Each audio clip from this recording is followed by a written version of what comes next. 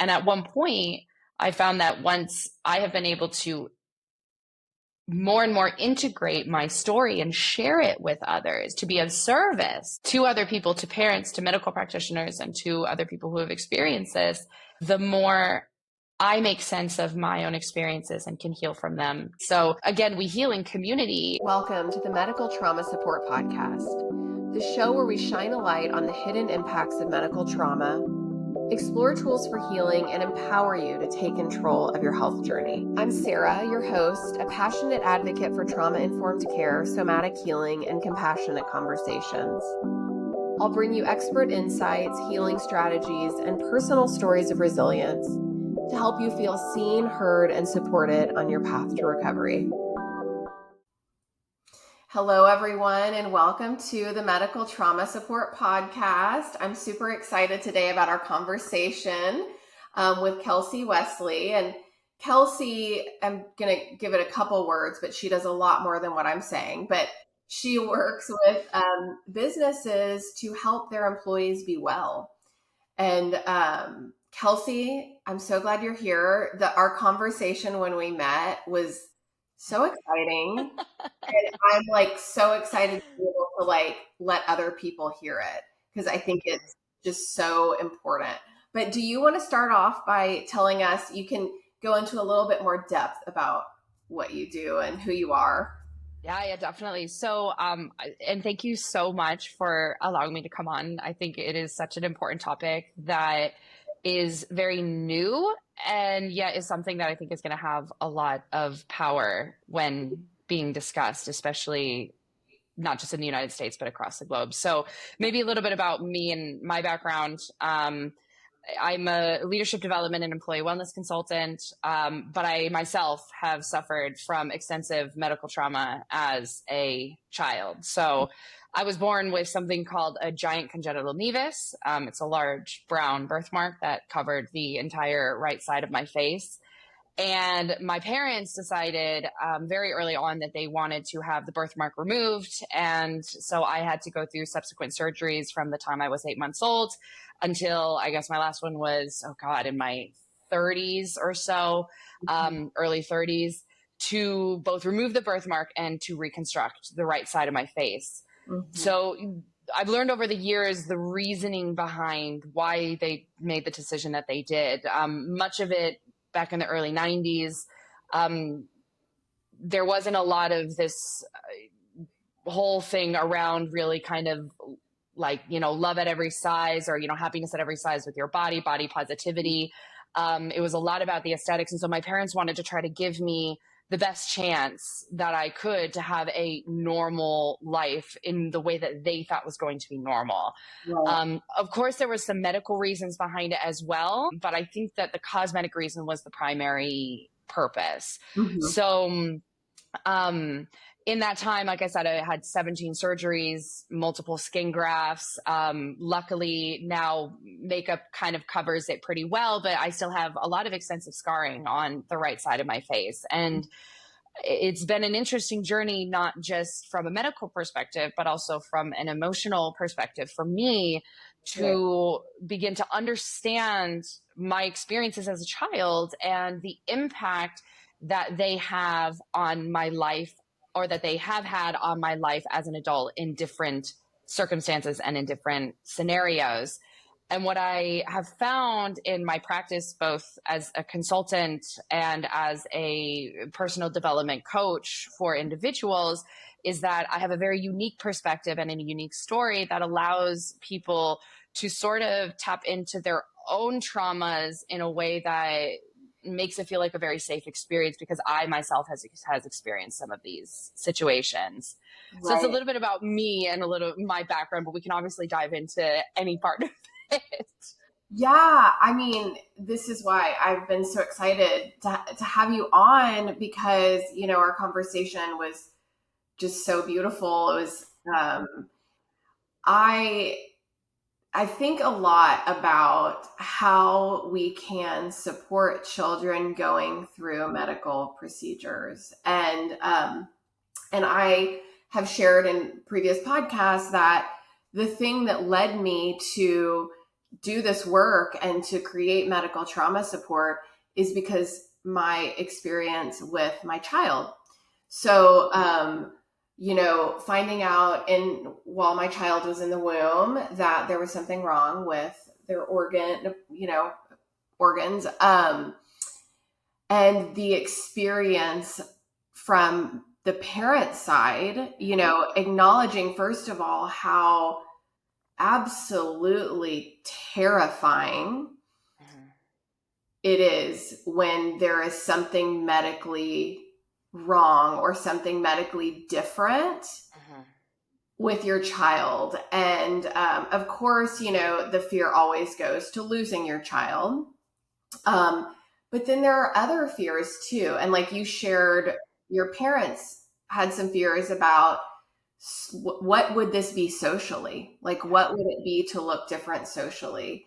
And so I think I want to start out, and you and I have talked about this, with acknowledging parents. It is really, really hard. So I want to start there with, I don't think that it would be possible for me to love anything more than I love my children. Like, there is like this deep love and fierce protection, right, that we experience as parents. And we make choices, hard choices, to take as good of care of our kids as we can, both like that physical thing and what we think we're doing the best emotionally and socially for them.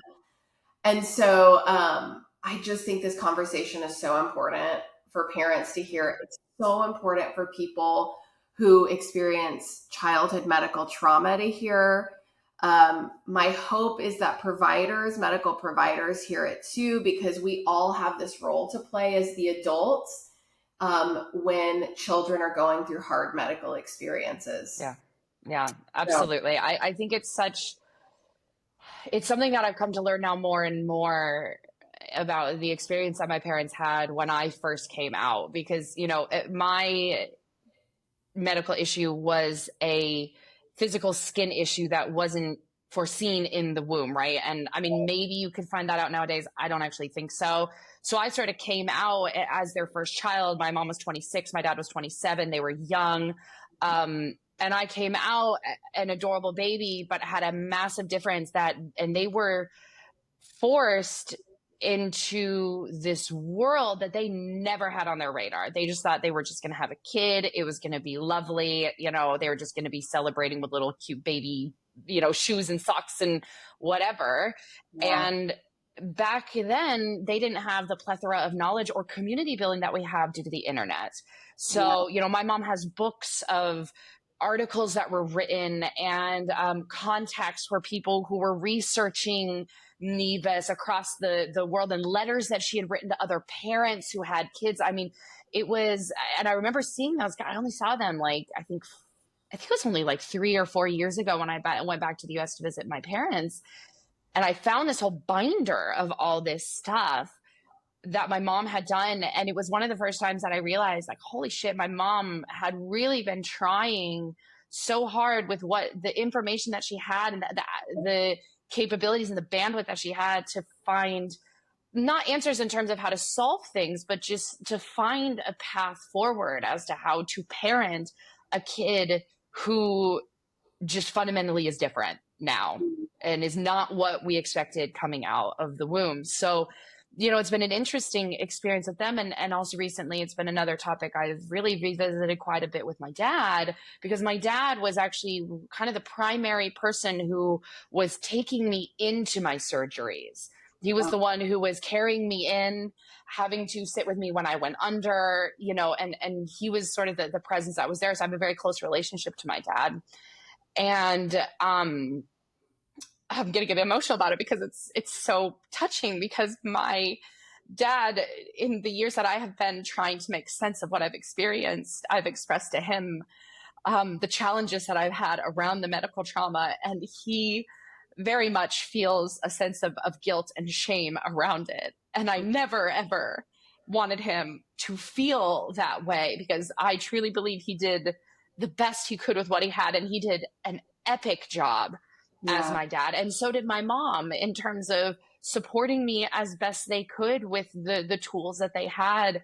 Yeah. Um, and I were just talking before the podcast started about that these two worlds can coexist inside, right? Like, I can be looking for answers and to be processing the experiences that I went through, and maybe there's feelings of shame or anger or why did you do this, or questioning these things, while still simultaneously feeling this love and deep compassion for my parents in the challenge that they face that they never asked for, and the Right. fear and the guilt around things, and just being like, I'm just trying to do the best for my kid, and I just hope to God she turns out okay. Yes. So it's been this interesting journey, as well as I've gotten older and as I've interacted much more. I don't yet have my own children, but I plan to in the next few years. And but I'm very, very close to many children in my life, and I can see the dedication that parents have, and it's allowed me to have a much deeper sense of empathy with my parents in their situation, Yeah. which has helped heal a lot of things in me as well. So it's been this interesting journey of processing and understanding and empathy and compassion, while also still having empathy and compassion for the little me who didn't have a choice in Right. everything. Right. Yeah, and you talk about guilt and shame. And I think as parents, guilt and shame can come up so easily. It's unfortunate how easily guilt and shame can come up, because here's the fact. We are human beings, Yeah. and we don't have all the answers, and if you're human, you're going to go through challenges, right? We often don't know what the challenges are, but when you talked about the guilt and shame, I felt that in my body, because I think part of, and now I'm going to get emotional, but I think part of the reason I'm here right now is because I'm still trying to repair. And I wish that I had known this information that I know now 15 years ago. Yeah. And I think about how I would have done things differently. And my passion, like my heart basically, that I'm putting out into this work is, can I help parents learn steps, ways, nervous system practices, so that they are showing up in a way I couldn't show up as, because I didn't have the information, I didn't have the tools, I didn't have the language. I didn't even think about medical trauma. Like, I didn't think about that. I was so concerned with, is my son going to be okay? Of Like, course, will right? will will he survive? And getting to the point where, yes, he's surviving. Will everything work as it's supposed to? Mm-hmm.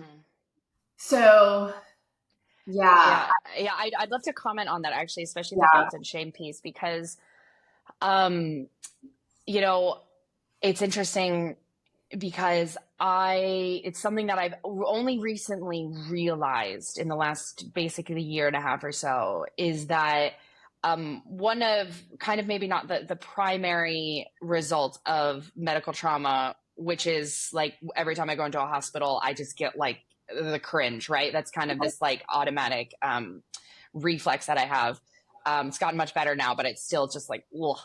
yeah, But one of the secondary results of it was actually, as a little kid, watching my parents in their pain and mm, wanting to figure out how to take it away. right, And I didn't want to hurt them anymore. And it's like they were in pain and were scared. And I don't even have any real memories of this, right? But yeah, I still sometimes have a real issue telling my parents about my pain in mm, my life, even things completely unrelated to the topic, because I was praised for being a brave girl, right, and, oh, you're doing so good, like, you're so brave, and all of these things, which was, I think in many ways the right thing to say. But on the other side, it had me feeling like, well, but I don't feel brave, but I feel scared. And I didn't know, and I didn't have the language in order to explain that. So there was a certain protection that I almost took on my shoulders as a young child, not meaning to, not realizing it. But in my research around trauma in general, to try to better understand my trauma and also understand my clients' trauma, and bring more trauma and informed practices into the workplace, Right. is that sometimes as, you know, a young child, you just want to see your parents happy. And so sometimes you'll take on a little bit of that guilt. So your work you do around the nervous system regulation for parents and working through that grief and that shame, on their own, I think is such an important way of alleviating that responsibility from the child. And Yeah. it's never purposefully inflicted ever, Right. but Right. it's such about self-leadership, which is a big topic that I talk so much about, self-regulation, that can help mitigate some of those tendencies that young children who go through trauma tend to have if they see, you know, their mother being beaten and wanting to protect them, or, you know, all of these kind of tendencies that tend to come up when other types of trauma exist. Right. Yeah. And there are two different parts to that I really want to talk about. I really want us to spend time talking about the child's experience, because I want, that's so crucial. We've talked a little bit about parents, but for 1 second, I'm going to put that to the side for us to revisit, because I do want to talk about the nervous system regulation for parents. And I love your phrase, the self-leadership, because parents have more control we have more control in general as humans, right? Than I think we realize. And so part of what I talk about and what I try to teach people is, this is your nervous system, right? What your nervous system's looking at is safety and danger. And your nervous system is going to react differently depending on whether you feel safe or whether you feel in danger. Well, when your child's sick or has to go into a medical procedure, you're going to feel like things are dangerous, right? That makes sense. But just helping people have like the basic framework of their nervous system, and they can start to actually get to like know themselves. And one of my teachers described it so beautifully with understanding your own nervous system means that, I'm going to compare it to a hurricane. So when there's a hurricane coming, and it's the same with noticing some shifts in your nervous system, you can go and you can prepare your house to like kind of prepare yourself for the hurricane. It's the same with the nervous system. When you start to understand your own nervous system and understand everybody else's nervous system is doing these same things, so it normalizes some of these feelings, you can be like, oh, wow, okay, this is what I'm starting to feel. This means I'm starting to feel danger, and I'm going into sympathetic charge. When that happens, it's pulling you away from that sense of safety and connection with other humans. We want to try to stay in that, especially when our kids are going through a hard time. So I teach people practices to try to stay with themselves, to try to stay regulated even in these hard times. And it takes time, it takes practice. And but what it does is, to go back to the hurricane analogy, you're taking care of everything when the wind is just starting, right? You're not going out and trying to put like shutters on when the hurricane's there, and you shouldn't be out there anyway, because then it's like shit show, right? And I know every parent and every human that is listening to this knows what it feels like when things have gone off the rails and you were outside in the middle of a hurricane trying to put on some storm shutters.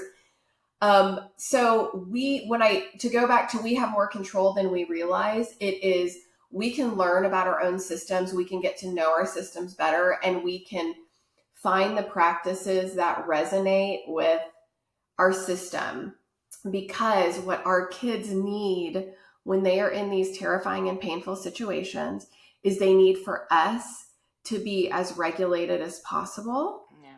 So what we're bringing to them is attunement and a sense of safety. Like they're seeing us and they're attuned to us, and we're giving them this feeling from our own regulated bodies that this is okay. This is okay. I'm here for you. These doctors and nurses, they're here for you. And so going into something with that kind of steadiness and attunement is very different than going into it, seeing your parents crying and seeing how scared they are. So I think that really also leads us into what the child's experience is. And you've shared a little bit, but I would love to know more about things that maybe would have felt really helpful to you in that period. Yeah, definitely. So, my first surgery was when I was 8 months old, and then I had 14 of them between then and I think I was 13 years old when I finally was like, I put a stop to it and I said, I can't do it anymore. Wow. That doesn't include, though, the times that I used to have to be put under in order just to get the stitches out, because I would be flailing and freaking out and things like that. So, Makes sense. yeah, because I've that makes so much sense. Yeah, because I was freaked out, man. Like, you have trauma, and oftentimes, I'm sorry to interrupt you here, but I do think it's really important for parents to understand that when your child has experienced that kind of trauma and then they freak out for stitches being taken out or a vaccine, like getting a shot. Oh, yeah. I had a huge fear of vaccines for a very, very long time. Yes. Yeah. So I just want parents to understand that if you're kind of like listening to this and you're like, whoa, like that makes so much sense why my kid, when we just go to a doctor's appointment, is flipping out. That's a trauma response. Yeah. I mean, my mom has stories of them trying to take me to the dentist for the first time, and I would like not even open up my mouth. I'd be like, nope, you're not getting anywhere. And I think one of the first times she had to take me home because I was just like absolutely refusing to open up my mouth. So, and so I had my 14 surgery when I was 13 or 14 or so, right before I hit high school. And then I had a really, really long break for probably about 15 years. And then had 3 basically starting in 2020 until 2022. And I can really talk about the difference between the two because it's very interesting how they interplay together. But I'll start first with the experience as a child, because many of those I don't have memories of, but I absolutely have physical memories of. I mean, The Body Keeps the Score, famous, amazing book on how trauma is stored in the body. I mean, it is exactly that. I think some of the experiences, though, that I think are really worth noting was especially around the concept of bodily autonomy and the ability to say no, or of nobody asking for permission to poke me. So, I don't have really any memories of me being allowed to say, no, I don't want to do this. Right. Or even if I did say that, we were going to do it anyways. Or a doctor, without asking me for permission, coming up and grabbing my face to feel to see how elastic it was. And I understand why they did that, because, they're busy dudes who've been to years of medical school, and they got patients to see. But when you're a young child and you are getting poked and prodded without being asked for permission, I see a lot of similarities between the way that I then feel also about being kind of, touched physically, that very much mirror people who have sexual trauma. Yes. And it's this interesting thing, right? Because I would read these books on trauma and I'd be like, well, that never happened to me, but I still would have a violation of my physical boundaries, or they just weren't really being expected. So I think that was something that became very clear to me. And then also Can we pause there? Yeah, please. Because I think that is such an important piece to this. And I really want everyone listening to hear that part. And that is consent. Mhm. And you can still get consent and work with a child on the treatment that happens, right? So you described how people just come up and grab your face. I think I had a pretty big reaction to that because Mhm. that does feel violating. Mhm. And so I'm wondering if it would have been helpful for you for the doctor to walk in and say, "Is it okay with you if I touch your face?" Yeah. You know, and maybe you would have said no, and the Mhm. doctor could have maybe then said, "I hear you. It sounds like you really don't want me to touch your face. Can I give you some more information about why I have asked to touch your face?" And Yeah. then to be able to have that conversation. And I know that's not always easy. And I also understand that the medical system has not made it easy for doctors to have the time to go slow. Yeah. But I think consent is so important, and asking for consent when we can, because you're right. That is a violation. And medical trauma is very often invasive. Mhm. And you Mhm. shared about some of the similarities in sexual trauma. Um, yes, when somebody is doing something invasive to our bodies and without consent, that is traumatizing for a lot of Mhm. people. That Yeah. feels really scary and unsafe. Exactly. Yeah. And I think it's hard too, because to bring a little bit back to the parents piece, it's like, well, we just drove like, an hour and a half down to a place. Like, we got to get to this appointment, and so it's hard sometimes. I can understand and now being around kids quite more often to get them to do anything. And sometimes you're like, just put on your freaking shoes and let's go. Right. But at the other side, it's like it is a very delicate situation in those specific moments. So I 100% agree with you. I think that there can be a little bit more softness, and the giving of information is, I think, a really important piece of it, because I think um I will say, I think my parents, if I remember correctly, and again, it's very hard to remember, I think they did do a pretty good job of kind of providing me a little bit of information that was age appropriate. I do think, though, that we often very much underestimate what our kids can handle. And I Right. think that the more information given in an age appropriate way, an explanation as to kind of what's going on and why we're doing this, really helps fill in some of those gaps.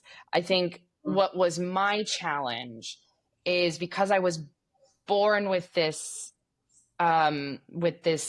thing, Mhm. um, that I don't remember a time when I wasn't going through surgeries and going to doctors and things like that. And I think one of the big things that I have realized I have taken with me into adulthood, that has I've spent many, many years on undoing, is this feeling of, but why am I just not enough as I am? Mm. Yeah. And like, because if I was enough, all of these scary, sad things wouldn't have happened. Right. And so I think why I bring that up, and this can be really hard, like really sad for parents to hear, because they're like, well, I don't want my kid to ever think that she's not enough. But what I Yeah. think is important is that what never happened in between my surgeries was a conversation with my parents about what had happened in a Right. safe environment. And it's so interesting, because just a few weeks ago, my dad came to visit and I mentioned this to him. And, he said, we never even thought about it. Like, it Right. never even crossed our mind. She was fine. She was, she being me, right? I healed, and then I went back to playing, and then I was running around with my friends, and it was like, she looked like she was all good. Right. Which in many ways I was. But I think what would have really benefited me, and I think anybody who going through, especially not just one piece of medical trauma, but multiple like experiences, is in a time when there's no doctor's appointment coming up, and you're far enough away from the previous one that you've had the chance to kind of get to another sense of normality, is to sit down with the kid and to kind of like do a debrief Yeah. and discuss about what happened, and open up that space for these things to be talked about. And if it's challenging as a parent, or if you're feeling like you're not really getting anywhere with your kid, because I can also understand that as well, bringing in a professional also to support with that. I mean, one of the things I've always said is like anybody who's going through, especially a child who's going through a series of surgeries, the hospital should automatically assign a mental health practitioner to that child. Absolutely. I mean, yes, 100% that should be a part of the medical system. And yes, that would make a difference. And right now, while we don't have that integrated care, there is a lot that parents can do. And before procedures, I will also share that on my website, you can access, I've created like tips to help your kids before a procedure. So tips to help your kids prepare. There's obviously the aspect of the parent preparing themselves. And, when for me, I'll share a little story about some of the prep I had to do. So years later, after our early experiences of the medical testing and procedures, years later, another one of my kids had to be put under general anesthesia. And this was for something not life-threatening. And my response to that was absolute terror. And because of this work I've done and the work I do, I was like, oh, interesting. That is a really big response. Yeah. So I realized that I was still holding on to some of the terror I had felt, years prior. And so I had to spend some time by myself in my room sobbing. Spent time in therapy. And so that's just kind of a tangent about some of the prep, for parents before these things, before your kid goes into a procedure, is you do need to spend time feeling your own things. And for many of us, we need a mental health professional to help us with that. I've been in therapy for many years, so I had the capacity to just feel it, cry in my room. And even if it's not a therapist, you may be able to find a support group for whatever your child's medical diagnosis is. It could be a community you already have. It could be your best friend who you say, listen, can I process this with you? But you do need, as a parent, to process as part of the preparation for your own child, right? You're not processing anything with your child. It's not, they've already got enough on their plate. They do not need you putting any of your feelings on them, like we've talked about. And you do need to talk to your kid about it. And when you talk to your child depends on their age, and the situation that you've had. When my child had their first procedure at 2 weeks, I wish, even a 2-week-old baby, I wish that I had approached it differently. I wish that I had used my words and said, you're going to be doing this thing. Just like kind of explain it right before, because the younger they are, the closer to the procedure you want to talk about it prior to the procedure. For an older child or teen, they know what's happening. They've been in the doctor's office. So it's a conversation. It's an ongoing conversation. And I do want to share that once I knew all of these things with my child going under general anesthesia, I was like, yes, we're going to have a conversation. She was not really ready for the conversation for a while. And so it was like, I started it, read the signs. She didn't want to have that conversation. Started it again. She didn't want to have it. So I kind of just went back, and then there were a lot of questions she had. Some of the questions I couldn't answer, but I said, let's write it down and we're going to ask the anesthesiologist. Yeah.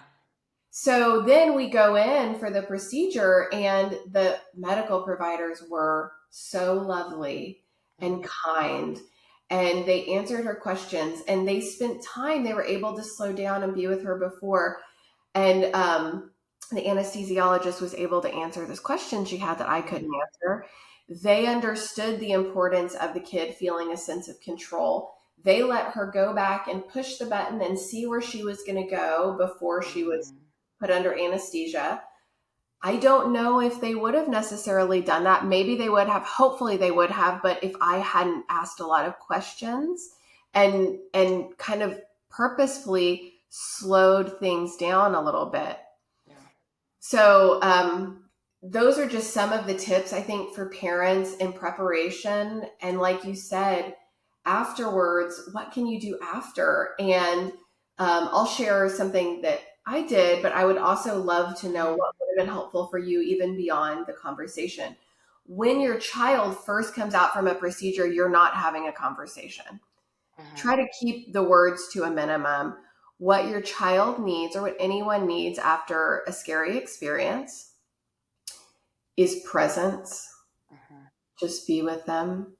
I climbed into the bed with my daughter, and so I was right there with her. I wasn't saying anything.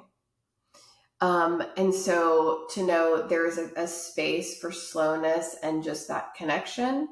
And then later there's a space for words and just like an opening for words.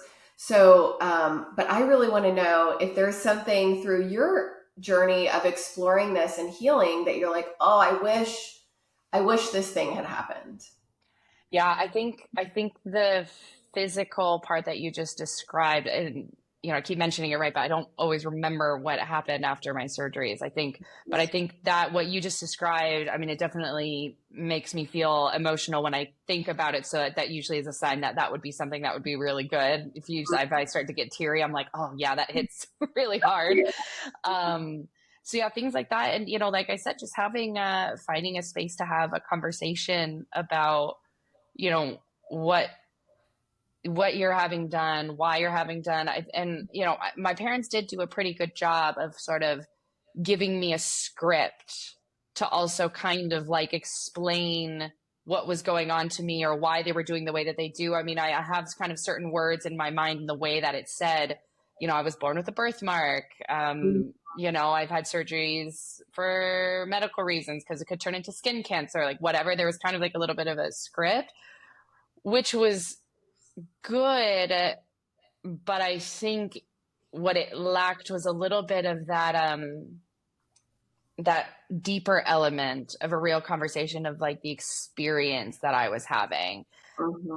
And I don't always know if necessarily my parents could have done that or would have been the right people to have done that, because I also knew that they didn't understand my experience. They'd never been through that, right? They could go and, have some surgeries and not be a complete mess, right? And so I think also what you said as well about community is really important for both parents and children and adults who suffered from childhood medical trauma. Because I think where I felt belonging for the first time with people who actually understood me was when my parents took me to this, the organization for Nevis outreach in the United States is the Nevis outreach program. And they have a Nevis conference every few years. And I mean, I was taken to that for the first time, and I actually got to meet people who had the same diagnosis that I'd had and had been through surgeries and stuff. And I think I was about 8 years old.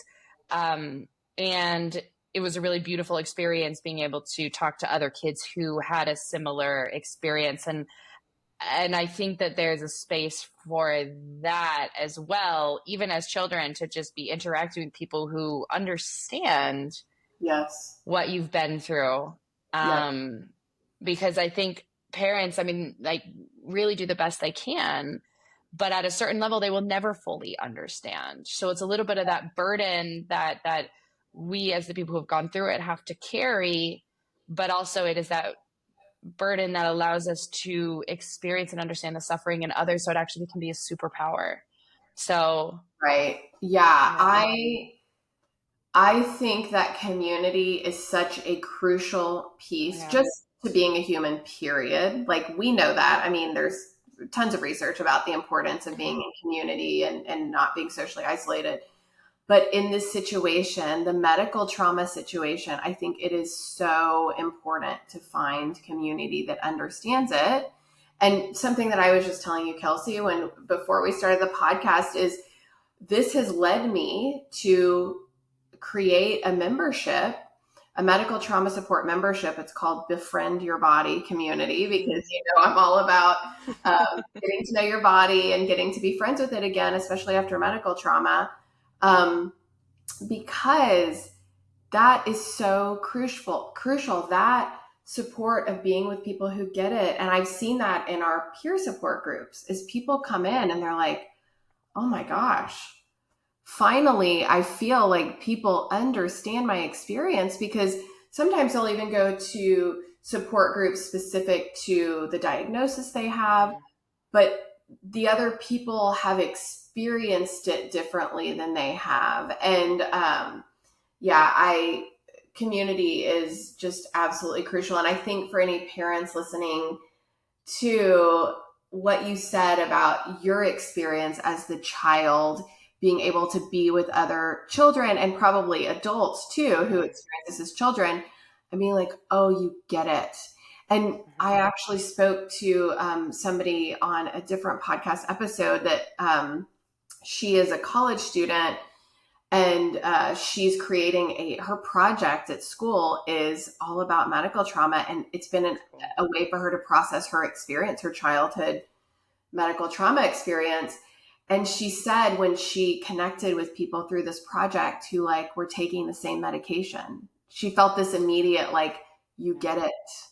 Oh, you get it. Mm-hmm. So I think for parents listening and for medical providers listening, create the groups. If you can create the groups, but parents, try to find the groups, right? Try to find the groups for your kids where they can feel that sense of belonging and being seen and understood in that way. Yeah. And I think something that you touched on as well, and I love the fact that your name of your members group is befriending your body. Befriend your body. Yes. I love that, because I think, to go back to the question of what do you wish you would have had, I think also integrating more somatic practices from very, very early age, teaching kids about their own nervous system at an age appropriate time. I mean, teaching teenagers about their nervous system. I mean, every teenager could benefit from this, but especially ones who suffer from any kind of trauma and with medical trauma, because if I had known about that before and hadn't tried to intellectualize everything so much, but to have more dropped into the body more, I think it would have explained a lot of my experiences. And I found that some of my most profound healing experiences have all been somatic experiences, whether it's through breath work or emotional release technology or therapy, or, understanding my nervous system and actually practicing those regulation techniques when I was 31 and decided to get another surgery again. And kind of that experience of really tapping into my body, using all the information that I knew now, was really, really helpful. And I think it would have made, if I had had those tools before, and understood the impact that even things like yoga has, or just movement in general, or, the shaking and kind of the whole way to process things physically instead of just holding everything up so much. Because I found it wasn't until after those experiences of, breath work and also using psychedelic therapies and things like that, that I actually found all of my muscles just relaxing. My back pain went away. My shoulder pain went away, all of these things that I didn't realize I had been holding on to physically because I was just a bit in this hyper alert state. Yes. Hypervigilance. Absolutely. I think that hypervigilance is such a huge part of medical trauma too. And we are oftentimes encouraged to be hypervigilant about our health for good reasons, right? But yeah, finding something to let the shoulders drop, I love the way you describe that. I could feel that in my body, I think, when you talk about that. And the thing that I think is so interesting too for both of us, Kelsey, is that we have the lived experience of these somatic practices changing our lives. And so when you both have the lived experience and you also have the education and you want to just shout it from the rooftops, right? Like these hard things happen. We're human, so these hard things are going to happen. And we have the capacity to heal from them. We have the capacity to learn how to let down some of that hypervigilance and still take care of ourselves, right? So some of us with medical histories where we do need to be aware of how our heart's beating, right? We can still be aware, but in a less constantly hypervigilant state. There are these beautiful somatic practices. And I think that combined with the support is just this container for healing. And especially when I say support where you can also let your shoulders relax. Yeah. You know, absolutely. Where you're like really seen and cared for in like a non-judgmental space. Exactly. And I also find too, because we've talked quite a bit about parents. We've also talked a bit about medical practitioners, and we could always go deeper, but I think speaking also directly to the people who have medical trauma from their childhood specifically, and perhaps in similar to my situation, many episodes of it's almost like I like to call sometimes death by 1,000 paper cuts, right? And not only the results of the medical trauma, but then the daily realities of going out into the world and looking different, and the stares and the explanations and having to get up at work and doing a presentation and doing all of these things, it is so important to find places in community of people who understand that situation, but also to find the right type of healing modalities that work for you. And I mean, I just tried a bunch of stuff out, man. Like I did the talk therapy, and I did the EMDR, and I did the breath work, and I did the, whatever, because I just wanted to try. And every little piece was so helpful on my journey. It was all, each one of them, I got a little something out of it, maybe some a little bit more than others. And just realizing too that the emotions that you feel at different stages of your experience in life are sometimes old emotions, or that there's sometimes emotions that you need to reparent yourself in.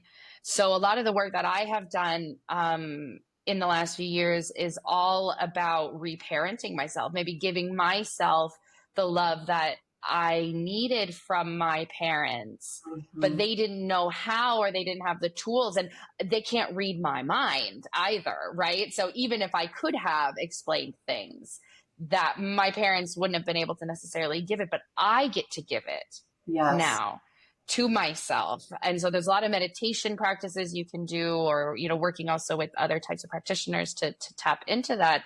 But that's been some of the most profound healing that I have done, is to just simply, in those moments of fear that I'd had, going back into those places in a safe place, and both with the little kid me and the adult me, and looking back at those and saying, yeah, those happened. And you survived. You did it. Now let me come and give you the hug that you needed in exactly that moment, that for whatever reason my parents weren't there, or they were there and I didn't know to ask for it, right? But it's like you only know yourself, like you know yourself better than anyone else knows you. So getting into and getting curious about yourself, not from a place of judgment, but from a place of just curiosity and a little bit of that lightness, will really help guide you to the different types of practices and modalities that will speak the most to you. Because you'll try something out and you'll go, nah, that doesn't vibe with me, but I maybe got a new piece of information, so let's keep following along. And at one point, I found that once I have been able to more and more integrate my story and share it with others, to be of service to other people, to parents, to medical practitioners, and to other people who have experienced this, the more I make sense of my own experiences and can heal from them too, just as you talked about your other podcast guest who's doing a study, right? So again, we heal in community. And I just hope that, to the people that are listening, that maybe are not parents or not medical practitioners, but are the ones who themselves have suffered from it, like to say that like there is hope out there. There's really hope for healing. And to the parents, like, you're doing a good job, man. Like, if they're listening to this podcast right now, they're good parents. Yes. Because they're trying to understand what's happening. And the thing is, they're not going to be able to protect their child from everything. Yes. It's not possible. And to take on that burden is already setting themselves up for the guilt and the shame that is going to be the thing that actually hurts their kid. Yeah. And so if they allow themselves to say, look, I'm not going to do this all right, but I'm going to do everything to mitigate the issues and to get in front of it and to get the kid, if I have the resources, into the therapy and get them into the groups and to do the best I can, but to trust in the strength of my kid to get through this and to make sense of it on their own. As long as I give them the tools and the values, then your kid's going to be okay. And if anything, may not even just be okay. They're going to kill it. Yeah. And I think it's such an important message for parents. Is, we're always so racked with guilt to take the pain away, but sometimes the pain is what is going to make your child into the incredible adult that they're going to be. And your job is to simply be there to help them and guide them where you can, but to also understand that it might just be their mission on this earth to work through this and to help guide maybe others into the light as well. So I think that's like, that's so important. I guess, if I'm on it, if I'm talking to the people who've had it, and then to the parents, I think to the medical practitioners, I think what's so important for them to remember is, they got into the practice of medicine for a reason. And it has always been to help people. And I do really believe that medical practitioners, they want to be so helpful. And we have a system set up that doesn't always allow them to be so helpful. But I think there can be a lot of also guilt and shame on their end to say, well, I got into this to help people, and now I'm finding out that there's medical trauma that I have now caused in somebody else as a result of the thing that I was trying to do to help them. And I think it's important, whether it's a parent or you're suffering from medical trauma yourself or you're a medical practitioner, to realize that emotions, that we as humans are complex beings, and we can have both realities be true, that you caused a trauma, but also that you were doing your best to help and support them, right? Yeah. As parents, we can understand that, we wanted to try to protect our kids from everything and have our kids be older and be angry about what happened to them as a way to process, right? And us as people who have suffered, we can both be frustrated and annoyed and try to be like, why the hell did God, the universe, whatever it is, choose me for this? And also on the other side, almost be grateful for the experience that we had. I mean, all of these things get to live together in our little complex brains. Yes. And it's important to kind of be okay with that complexity and just know that I feel like as long as we're just doing the best we can and just living in our values, that we're doing the right thing. Right. Yeah. We can only do the best we can every day. And I think something that you said about, as parents, we want to protect our kids from suffering, but as humans, we will all have pain and suffering. And that is one of the most challenging things about being a parent, I think, is to recognize that if you have children, they are these humans living in the world, and every one of us will experience pain and suffering. How can we try to minimize that, right? Without totally, controlling somebody's life and not allowing them to live life. But how can we minimize that? And how can we then show up with our child when they are experiencing the pain and suffering, like you said? And the two things that beyond that really stood out to me in what you said was the hope, right? There is so much hope because you can heal.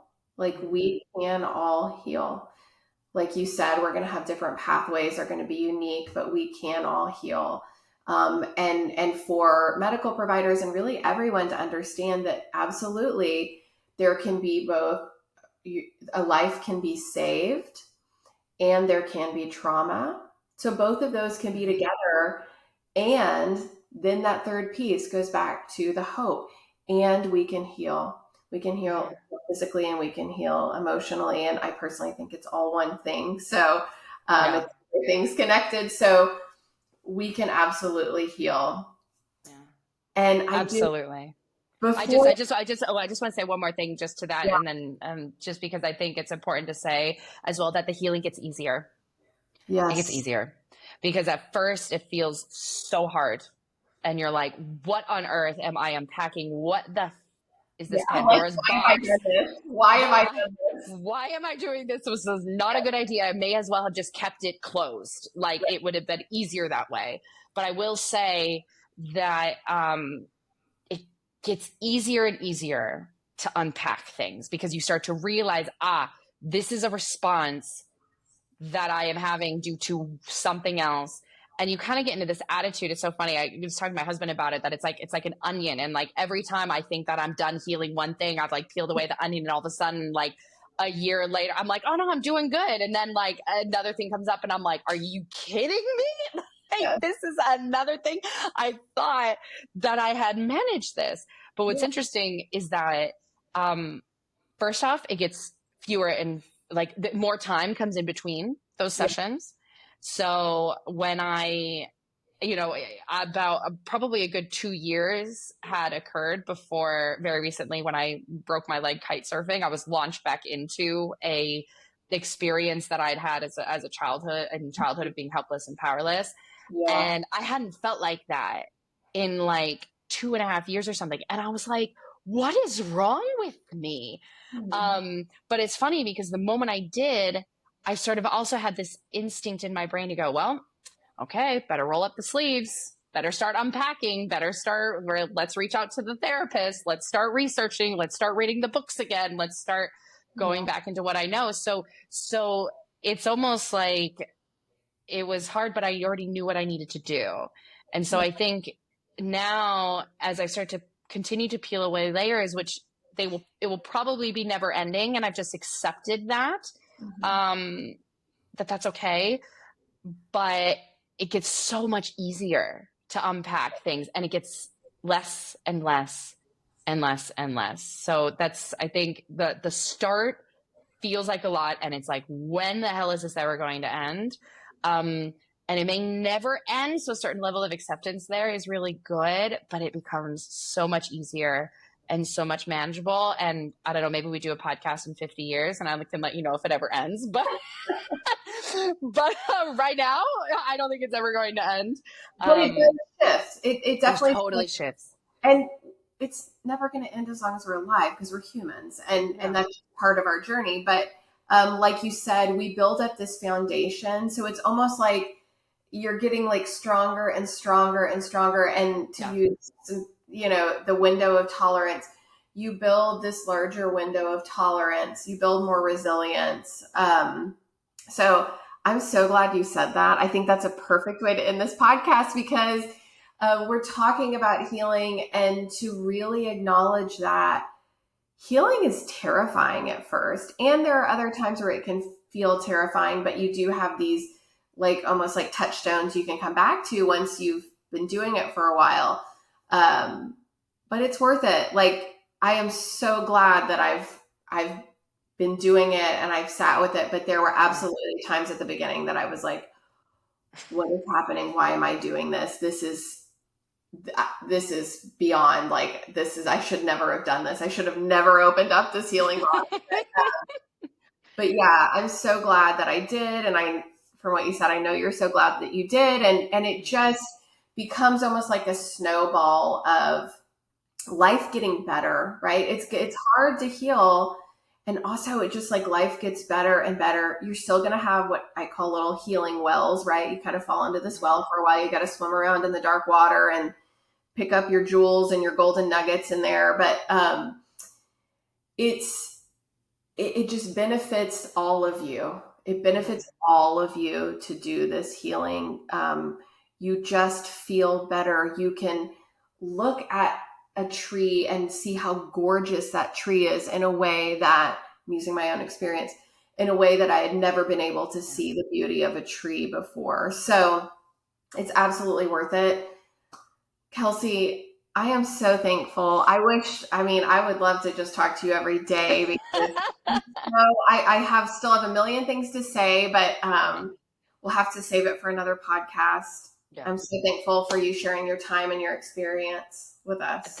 Thank you so much. I mean, it has really been such an honor, and by sharing my own experiences, it heals me too. So the fact that you asked me on this I could not have been more honored to be a part of it. And, maybe just to say, if anybody resonates with this podcast or you're interested in connecting with me, I'm on LinkedIn, Kelsey Wesley. You can find me pretty easily. It's a really lovely picture of me smiling with a little hat on. So I'm based out of Munich, Germany. So if you're looking at Munich and why the American accent, you'll see that why. Or at Kelsey Wesley Coaching on Instagram. I really would love to continue to become a part of the community. So yes. Just thank you so much for giving me the platform to be able to share my story. I didn't even get into any of like the awesome things my parents did. There's so many things, or into other, topics that I had in my head. So maybe we'll have to do a part 2. We will have to do a part 2. I'm committing to a part 2. And I just wanted to share with the listeners that all of those ways to connect with Kelsey will be in the show notes. And I'll also have a couple links. I'll have a link to the new membership, Befriend Your Body community.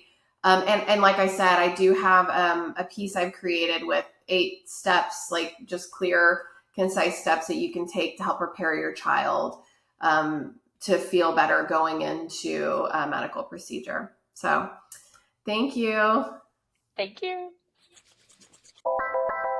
Thank you so much for joining us on this episode of Medical Trauma Support. And I wanted to let you know that we are just opening a brand new community for people healing from medical trauma. It is called the Befriend Your Body community, and you can find out more at medicaltraumasupport.com.